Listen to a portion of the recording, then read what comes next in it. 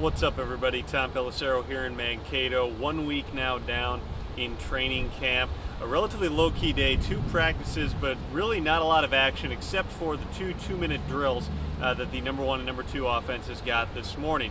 Tarvaris Jackson was as sharp as he's looked at any point in training camp. 7-9 passing, hits Greg Lewis in the final seconds for an 11-yard touchdown in tight coverage. You can see a couple of times Jackson rear back and fire the ball, and you look at him and you go, this guy is capable of being an NFL starting quarterback. Now, of course, I'm saying this a day after Jackson was 3 of 11 and had maybe his worst day of training camp. But you can see that talent is there, and it's one of those things that continues to intrigue the Vikings no matter how much they go back and forth about whether Jackson's capable of being the quarterback of the future. Sage Rosenfeld's also got his 2-minute drill.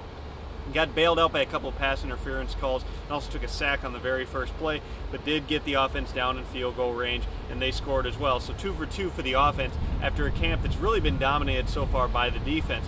I mentioned Greg Lewis, who caught the touchdown from Jackson. At this point, he's gone very solidly into the number 4 position. That's where he is probably going to stay at this point, but a really intriguing competition still for the number 5 job. Now, and I'm saying number 5 based on everybody being healthy. Of course, Sidney Rice, Percy Harvin haven't been here a whole lot at all. But that number 5 job at this point, Jamar Johnson came into camp as that guy. He's continuing to rep as the 3rd wide out in the 3 wide sets with the starters, which indicates that he is still in the number 5 position. The thing with Johnson, though, he hasn't taken advantage of the opportunities when he's gotten thrown the ball.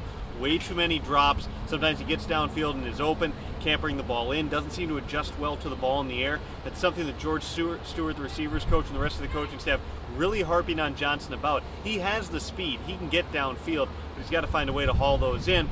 And Tay Biddle also has gotten into the mix.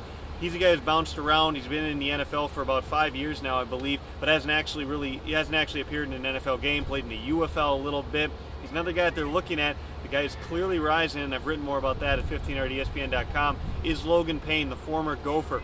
He's gotten a little bit bigger, trying to bulk up. He's also got his speed faster than he says he's ever been. He ran a 4.35 40, according to him, down in Tampa, Florida, shortly before training camp. That is fast for a guy who's going 6'2" and 210. They started him at the X receiver position for the first couple of days, but as camp has progressed, we've seen him in other places. We've also seen him in the slot.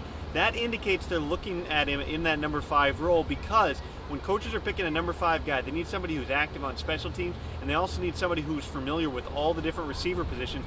Payne played in Seattle back in 2006 or 2007, and that was a similar West Coast version of the offense, so he's known all the positions. He's coming in with that advantage, and he's been crisp. Every single day, Logan Payne seems to make a play, put himself in the conversation. It'll be really interesting, though, to see what happens come the preseason, because that's when players really are judged, when they're on the bubble. Back tomorrow as usual with another camp report. See ya.